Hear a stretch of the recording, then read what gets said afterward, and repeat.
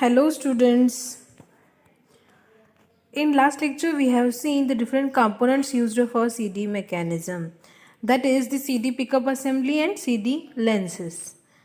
Last lecture मध्ये आपण हे दोन points check केले. Then in today's lecture we are going to see the drive motors and the gear system. पहिला आपण एक रिव्ह्यू घेऊया की लास्ट लेक्चर मध्ये आपण काय बघितलं. CD pickup assembly म्हणजे काय होतं. It is the physical interface between the CD surface and the your CD player. ह्याच्या दोघांच्यातला फिजिकल इंटरफेस म्हणजे काय होतं तुमचं CD पिकअप असेंब्ली. जो काही लेझर डायोड होता तो लेझर डायोड काय करतो तुमचा लाईट म्हणजे जे काही तुमचे बीम असणार आहे ते फोकस करत होता on the CD to read the data. आणि डिफरंट टाईप्स ऑफ लेन्सेस आपण यूज केलेले ते प्रॉपर फोकस करण्यासाठी आणि ते प्रॉपरली रिफ्लेक्ट होण्यासाठी फोटोडायोड ॲरेवरती जे काही फोटोडायोड ॲरे आहेत ते तुमचं जे काही रिफ्लेक्टेड बीम असणार आहे त्याच्यापासून इलेक्ट्रिकल सिग्नल जनरेट करणार आहे. त्यासाठी आपण काय केले होते different types of lenses use केले होते. Then the next part is the drive motors. आता ड्राईव्ह मोटर्स का नेसेसरी आहे त्याचं काय यूज आहे ते आपण शिकणार आहे. Then the drive motors in CD player are used for various purposes such as for loading and unloading of the CD from the tray, for rotating CD, for rotating laser beam etc. आता तुम्हाला जर CD प्लेअरमध्ये drive motors का necessary आहेत हे जर तुम्हाला माहिती पाहिजे असेल तर का नेसेसरी आहे बघा. आपल्याला जर CD प्लेअरवरती प्लेस करायची झाली म्हणजे त्याच्यावर लोड करायची झाली, CD जर काढायची झाली त्याच्यातून अनलोड करायची झाली, परत आपल्याला CDवर डेटा कसा असतो माहिती आपल्याला इन अ स्पायरल फॉर्मॅट. मग जर आपल्याला त्या स्पायरल स्ट्रक्चरमधला जर डेटा रीड करायचा झाला तर आपल्याला काय करायला पाहिजे CD रोटेट करायला पाहिजे.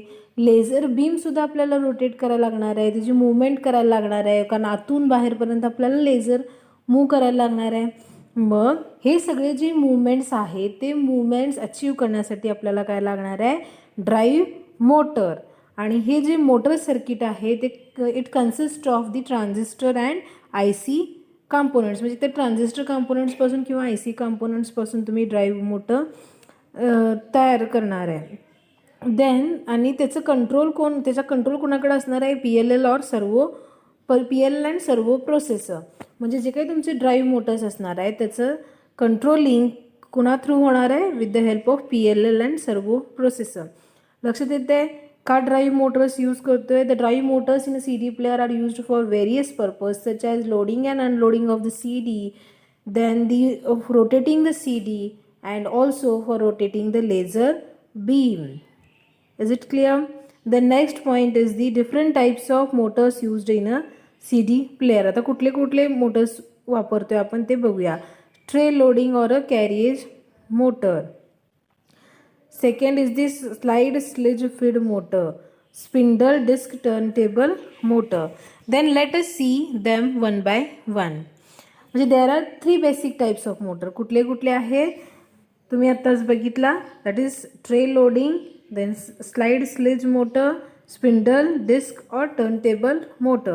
Then let us see them one by one. The tray or a loading motor moves the CD tray in and out for loading and unloading of the CD when the open close switch is pressed. आता तुमच्याकडे CD प्लेअरचा remote असतोय त्याला तुम्ही काय करता तुम्हाला CD त्याच्यामध्ये घालायची आहे त्याला तुम्ही काय करताय ओपन आणि क्लोज हे जे बटन असते ते प्रेस करताय. ओपन/क्लोज असं बटन असते ते प्रेस केल्यानंतर काय होतं तुमचं CDचा ट्रे काय होतोय आउट म्हणजे बाहेर येतोय. मग तुम्ही काय करताय त्याच्यावर CD प्लेस करताय आणि परत ते ओपन अँड क्लोजचं बटन प्रेस करताय म्हणजे तुमचा तो CD ट्रे काय होतोय क्लोज होतोय.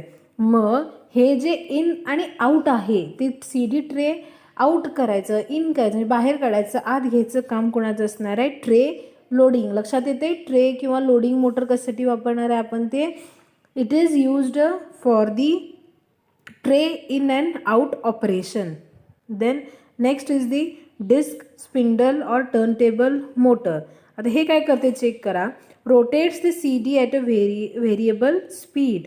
The disk motor rotates faster at the beginning and slow down as the laser assembly moves towards the outer edge of the CD. आता ही जी आहे ना डिस्क किंवा स्पिंडल टर्नटेबल मोटर जी आहे ना ती काय करते तुमच्या CDला ॲट अ व्हेरिएबल स्पीडनं काय करणार आहे रोटेट करणार आहे. जर तुम्ही त्या आपण लास्ट लेक्चरमध्ये जे असं स्पायरल स्ट्रक्चर जे आपण चेक केलं होतं ना, ते जर तुम्ही असं बघितला तर काय होणार आहे, स्पायरल स्ट्रक्चर आतला जो सर्कल असणार आहे तो त्याचा रेडियस, त्याचा डायमीटर काय असणार आहे, कमी असणार आहे. आणि जसं तुम्ही आउटर एजला जाणार आहे तसं त्याचा रेडियस किंवा डायमीटर जर तुम्ही चेक केला तर तो काय होणार आहे, इन्क्रीज होत जाणार आहे. मग तुम्हाला आतल्या सर्कलमधलं जेवढा वेळ लागणार आहे डेटा रीड करायला तो फक्त कमी लागणार आहे as compare to the outer edge. म्हणजे बाहेरचा जो काय असणार आहे तो जास्त रेडियसचं सर्कल असणार आहे, त्याच्यावरचा डेटा रीड करायला जास्त टायमिंग लागणार आहे.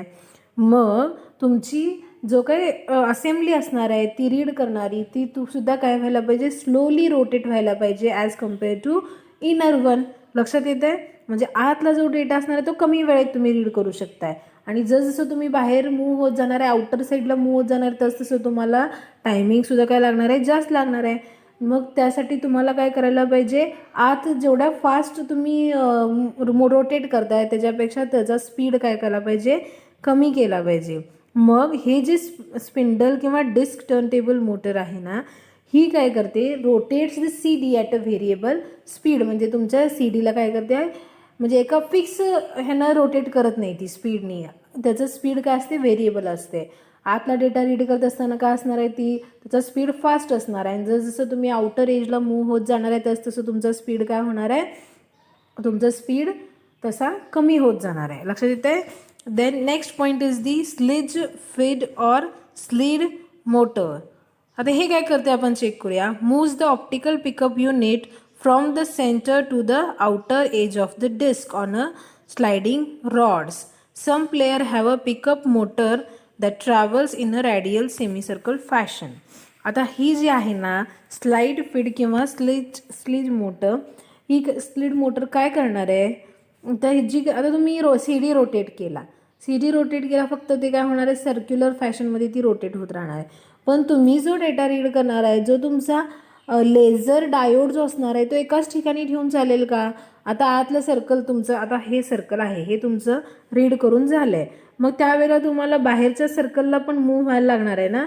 मग बाहेरच्या सर्कलला मूव्ह होत असताना तुम्हाला काय करायला लागणार, त्यावेळेला तुमचा जो काय लेझर डायोड आहे त्याची पण movement inside to the outside करायला लागणार आहे. आणि ते जे ऑपरेशन आहे ते कोण करणार आहे, slide feed or a sleaze motor. लक्षात येते काय काय येते. ड्राईव्ह मोटर्स कशासाठी आहेत, CDच्या लोडिंग आणि अनलोडिंगसाठी, for rotating the CD, for rotating the laser beam. आणि ते कशापासून बनवलेले असतात, it is made up of the transistor or IC component and it is controlled by the PLL and the servo processor. There are 3 different types of the CD players, that is tray loading, then next is the slide motor, then next is the spindle disc turntable motor. Then first is the tray or loading motor. म्हणजे जी काही तुमची CD असणार आहे त्याला load किंवा unload, म्हणजे तुम्ही open and close button ज्याला प्रेस करताय CD प्लेअरचं त्याला तो ट्रे काय होतोय, बाहेर येतोय, तो आत होते. ती मुवमेंट जी आहे इन अँड आउटची ती कंट्रोल करण्यासाठी तुम्ही ही या टाईपचे मोटर्स यूज करताय. Then next is this disc spindle and turntable motor. जी काही तुमची CD असणार आहे ती CD व्हेरिएबल स्पीडनं रोटेट करण्यासाठी डिस्क स्पिंडल और टर्नटेबल मोटर यूज करणार आहे. Then next is the sled feed or a sled motor. Slide feed और स्लीड मोटर हे काय करणार आहे, जे तुमचं पिकअप असेंब्ली असणार आहे, म्हणजे तुमचं जो काही लेझर डायोड, जे काही तुमचं ऑप्टिकल म्हणजे फोटो डिटेक्टर्स, ही जी सगळी पिकअप असेंब्ली आहे ना, ही पिकअप असेंब्ली तुमची ती सुद्धा मूव्ह व्हायला पाहिजे from inside to the outside तुम्हाला डेटा रीड करण्यासाठी. मग ते जे काय ऑपरेशन आहे ते operation with the help of आपण sled feed and sled motor perform करू शकतो. देन लक्षात आलं आहे drive motors in CD player. Then we will move to the next point, that is gear system. आता गिअर तुम्ही बघितलं आहे, गिअर सिस्टीम म्हणजे काय, तर जे रोटेटिंग असते, तुम्ही गिअरच्या सायकल्स बघितल्या आहे, गिअरचे म्हणजे बाईक्स आता तुम्ही आता आहेत आपल्याकडे ते चेक केलं आहे. मग ते काय आहे, गिअर सिस्टीममध्ये बेसिक प्रिन्सिपल काय असते, it's a system for transferring rotary motion from one point two the another bye means of COGS. म्हणजे रोटरी मोशन जर अचीव करायची झाली from one point two the other तर तुम्ही त्याला काय यूज करणार आहे, then you are going to use the gear system with or without adjustment in the respective speed or direction of a rotation.